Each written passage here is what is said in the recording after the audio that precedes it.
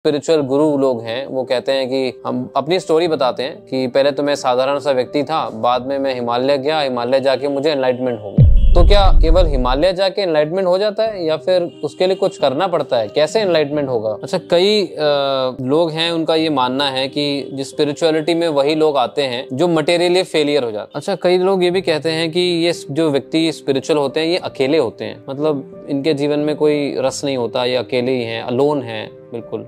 कई लोग कहते हैं कि स्पिरिचुअलिटी तो हमारी लाइफ की पर्सनैलिटी को दबा देती है। हरे कृष्णा, जय गौर हरि। तो गौरांग इंस्टीट्यूट फॉर वैदिक एजुकेशन गिव गीता की ओर से हम आप सबका हार्दिक स्वागत करते हैं।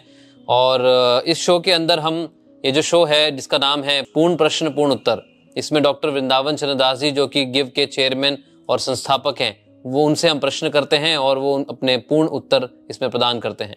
तो चलिए हम पहला प्रश्न करते हैं। गुरुजी हरे कृष्णा, दंडवत प्रणाम। ये प्रश्न है टीनेजर्स के लिए, क्या टीनेजर्स में स्पिरिचुअल एनलाइटनमेंट हो सकता है? टीनेजर्स में ही एनलाइटमेंट हो सकता है। मुझे उस तरह से बोलना हुआ कि सूर्योदय पे रोशनी आती है। अरे सूर्योदय पे ही तो रोशनी आती है। सूर्यदेव जी की जो सनलाइट है वो कब आती है? तो सूर्योदय आता है जी। तो ये बेस्ट टाइम होता है यूथ का, मतलब मैं ले रहा हूँ फ्रॉम 5 साल की उम्र से लेके 25 साल तक। इस एनलाइटमेंट का मतलब क्या होता है? एनलाइटमेंट किससे होती है? नॉलेज से। किससे होती है? नॉलेज से। टॉर्च जलाने से थोड़ी। सही है। हाँ, कि लाइट जला दी साहब। एनलाइटनमेंट का मतलब क्या है? कि नॉलेज लो। और जैसे अभी बात आई लाइट की, लाइट का मतलब क्या है? हल्का। किससे हल्के हो जाओगे? समझ टेंशनों से हल्के हो जाओगे। टेंशन बड़ा बाहर है ना, तो असली एनलाइटनमेंट क्या हुई? You become light. सब अनप्रोडक्टिव चीजें क्या हो गई? लाइट हो गई, कम हो गई, खत्म हो गई। तो यूथ को तो लेना ही चाहिए, क्योंकि सिंपल हम प्रश्न भी करते हैं कि लॉटरी कब खुलनी चाहिए माँ के गर्भ में? 5 साल की अवस्था है, 15 में, 25 में, 35 में, 50 में, 70 में, या मरने से पहले?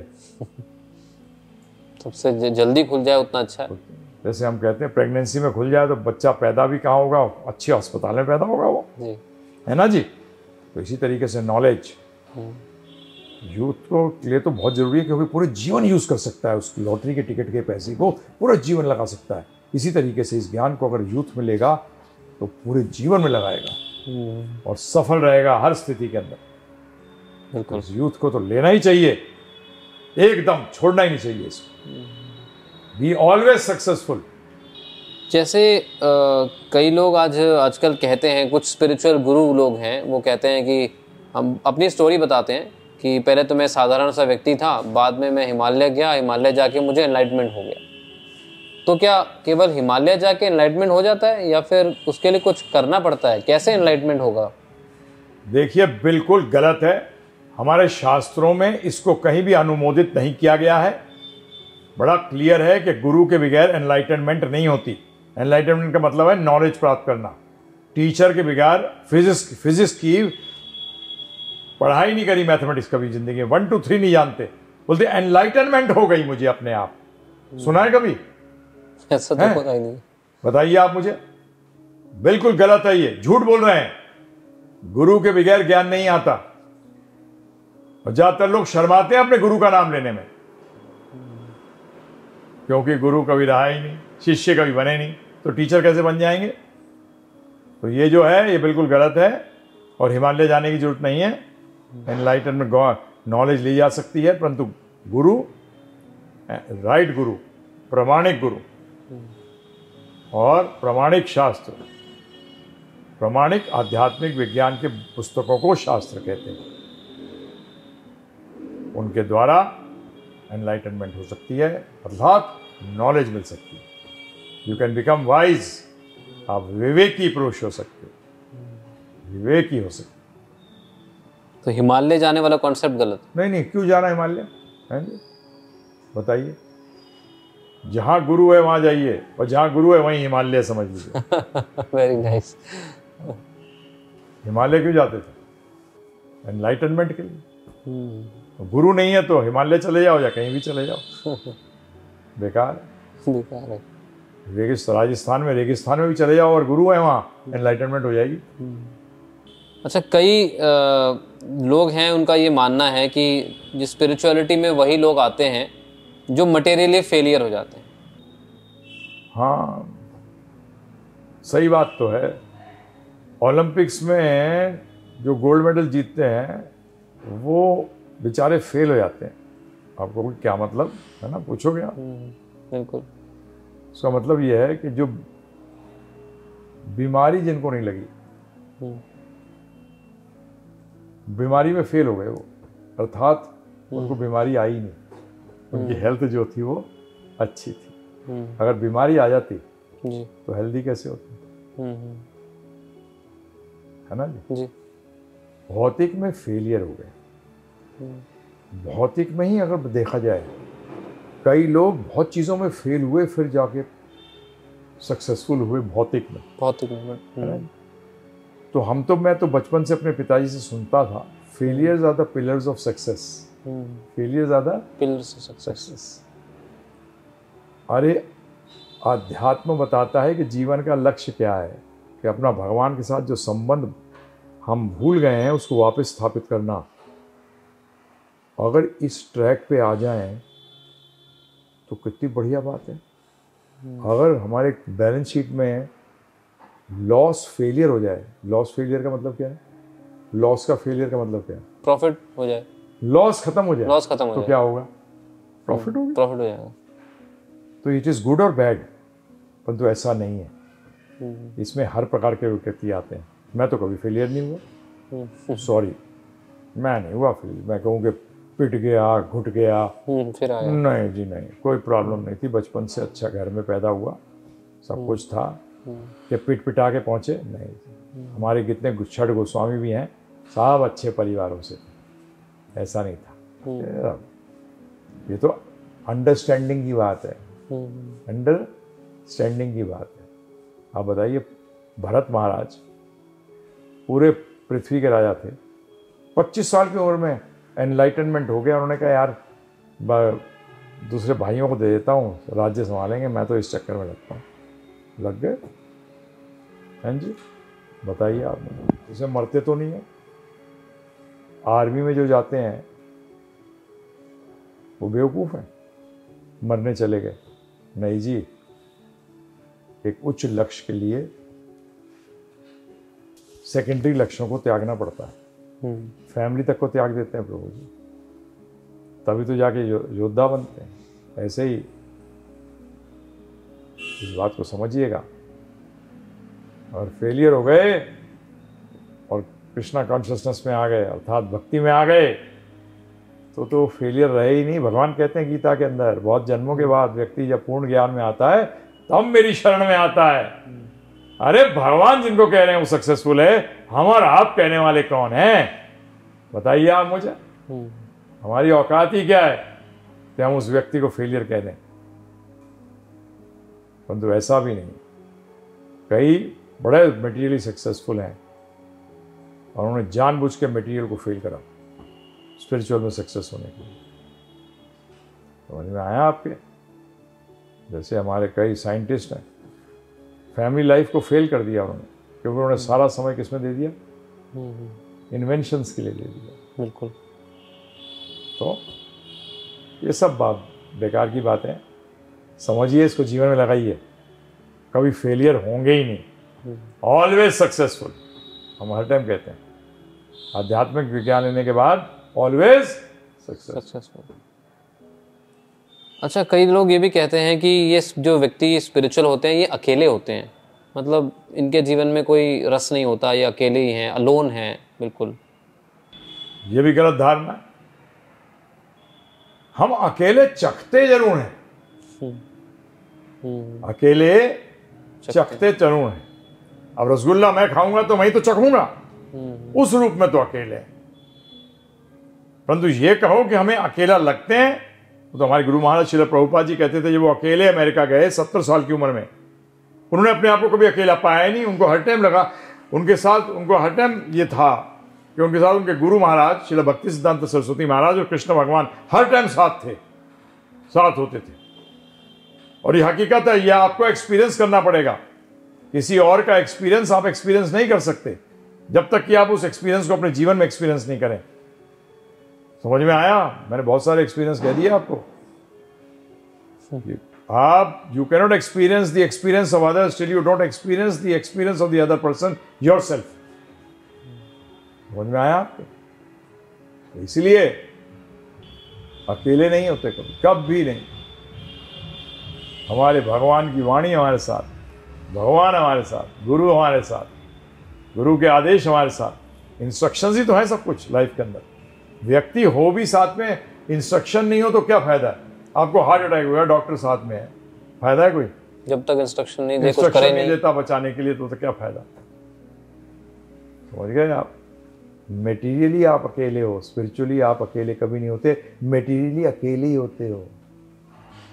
अकेले आए थे और अकेले जाओगे। हम नहीं, हम अकेले आए जरूर थे परंतु भगवान के साथ जाएंगे। समझ गए? मटेरियल व्यक्ति डिप्रेशन में क्यों आ जाता है? क्योंकि वो अकेला है बेचारा। इतने लोग होने के बाद भी क्यों सुसाइड कमिट कर लेता है? एक भक्त, भक्त का मतलब जो मानसिक रूप से ही भक्त है, सिर्फ दिखावे में नहीं, जो अपने जीवन में भक्ति कर रहा है, जो भक्ति का मतलब भगवान के आदेशों का पालन कर रहा है, कृष्ण भगवान के आदेशों का पालन कर रहा है, राम जी के आदेशों का पालन कर रहा है, वो कभी अकेला नहीं होता, कभी नहीं। और कहते हैं कि आपने कहा था एक बार कि स्पिरिचुअलिटी, जो व्यक्ति स्पिरिचुअलिटी को फॉलो करता है उसको सक्सेस पाने से कोई नहीं रोक सकता। तो ये कैसे, मतलब क्यों कोई नहीं रोक सकता उसको? सक्सेस जो है, पहली बात तो मैं अब बता चुका हूँ, बार बार इस चीज़ को दोहरा भी देता हूँ कि सक्सेस का मतलब है अटेनिंग द गोल। लाइफ का गोल क्या है? आनंद में रहें, नॉट मजा। ठीक है ना? मजा इज आर्टिफिशियल आनंद, याद रखना। ठीक है ना जी? जी। तो आर्टिफिशियल आनंद नहीं, ए नहीं, आर ए, रियल आनंद। वो आपके हाथ में, वो बाहर है ही नहीं। आर्टिफिशियल आनंद आर्टिफिशियल चीजों पर डिपेंड करती है, रियल आनंद अब रियल सेल्फ पे डिपेंड करता है। इसलिए मैं कभी फेलियर हो ही नहीं सकता। स्पिरिचुअलिटी मुझे फॉलो करनी है। अगर मैं फॉलो करता हूं, भगवान गीता में कहते हैं सुसुखम कर तुम, जो इसको करेगा भी उसको सुसुख मिलेगा। तो मेरा गोल अटेन हो गया, लक्ष्य अटेन हो गया, सुखी होने का, आनंद में आने का। तो प्रभु जी फेलियर कैसे हो सकता हूं बताइए आप मुझे? और मटेरियल वाला फेल था, फेल है और फेल रहेगा। अब बोले वो कैसे? क्या जोड़ रहा है जीवन भर में? जीरो जोड़ रहा है। जब ये अंत में क्या होता है लाइफ में, जब एंड होती है लाइफ की, मृत्यु होती है, तो क्या मिलता है? जीरो। तो जीवन भर क्या जोड़ा उसने? जीरो जोड़ा। क्योंकि अगर नंबर जोड़े होते तो आखिरी में क्या होता? नंबर्स होते, कुछ होता। स्पिरिचुअलिटी में लॉस ही नहीं है कोई। भगवान जब भी गीता में कहते हैं नेहा विकर्म नाशो अस्ते प्रत्यवायनो अस्ते, इसमें कोई नुकसान ही नहीं है। नेहा विकर्म नाशो अस्ते, इसमें किसी चीज का नुकसान ही नहीं है। नो नाश, ओनली प्रॉफिट, ओनली सक्सेस। कमी भी नहीं होती, हरास भी नहीं होता। इसमें डेप्रिसिएशन नहीं होती, ध्यान रखना, एप्रिसिएशन ही होती। और मटेरियल में हर चीज की डेप्रिसिएशन होती है। इसमें अप्रिशिएट ही करता है। सक्सेस अप्रिशिएट कर रहा है, आनंद अप्रिशिएट कर रहा है। मटेरियल में क्या होता है ऐसा बताइए आप? एक पोजीशन मिल जाए आपको, उसके बाद आप उसी पोजीशन पे रह जाओ 10 साल, ऊपर ना बढ़ पाओ, तो अप्रिशिएट हुए डेप्रिशिएट हुए? डेप्रिशिएट हुए। कहाँ हुए अप्रिशिएट? एक दिन अप्रिशिएट हुए थे। सही बात। और बाकी टाइम क्या हुए? डेप्रिशिएट। हम हर क्षण अप्रिशिएट हुए, नो लिमिट। बताइए आप? तो सक्सेसफुल हम हुए कि आप हुए? आपकी उनकी बात कर रहा हूँ जो मटेरियल में लगे हैं, सिर्फ उनकी बात नहीं कर रहा जो स्पिरिचुअल में लगे हैं। इसलिए चाहते हैं आप भी हमारे साथ जुड़े हैं, सब चलें साथ मिलकर सक्सेसफुल, है ना जी?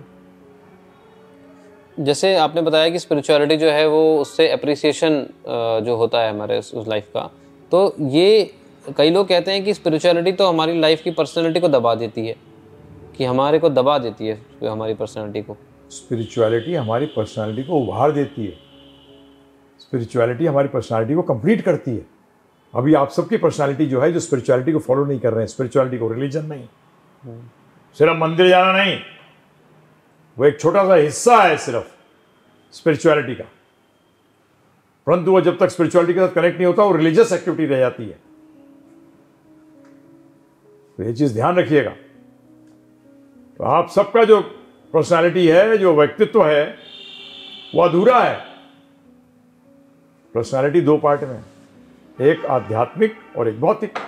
आपने भौतिक तो इकट्ठी कर ली, आध्यात्मिक रह गई, तो पर्सनालिटी बताइए डेवलप्ड हुई, उभरी के दबी हुई है? दबी हुई है। जैसे आध्यात्मिक को ऐड कर दोगे निखर जाएगी, पूर्ण पर्सनालिटी हो जाएगी। लो जी, मजा आ गया नहीं आया? बताइए आप मुझे। तो ये जो स्टेटमेंट बोलते हैं स्पिरिचुअलिटी आपकी पर्सनालिटी को दबा देती है, हम कहते हैं add spirituality to complete your personality. तो कंप्लीट पर्सनालिटी उभरेगी या दब जाएगी? क्या करते हो? अरे प्रभु, ऐसी बातें मत करा करो। स्पिरिचुअलिटी लिए बगैर तो अभी आप अधूरे हो, और अधूरा व्यक्ति ही दबा हुआ है। पूर्ण व्यक्ति कहाँ दबा हुआ है? तो स्पिरिचुअलिटी लेने का सबसे आसान तरीका गुरुजी?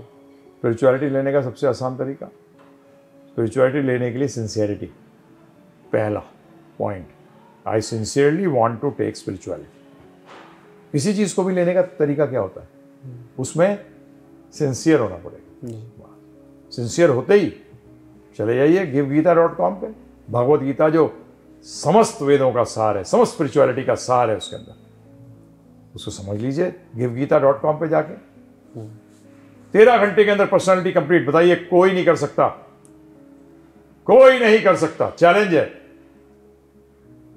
13 घंटे में स्पिरिचुअलिटी समझ लीजिए, जीवन में लगा लीजिए, और फिर देखिए कैसा जीवन में एक पॉजिटिव चेंज आता है, एक सकारात्मक बदलाव आएगा। तो क्यों इंतजार कर रहे हैं? जाइए givegita.com पे और कर दीजिए काम तमाम। किसका? इनकम्प्लीट पर्सनैलिटी का। और सफल हो जाइए, व्यक्तित्व को उभारिए। यही तो हमारी आशा है आप सबसे, कि आप सब पूर्ण व्यक्तित्व के स्वामी बने और अपना जीवन सफल करें। बहुत बहुत धन्यवाद गुरुजी। हरे कृष्ण।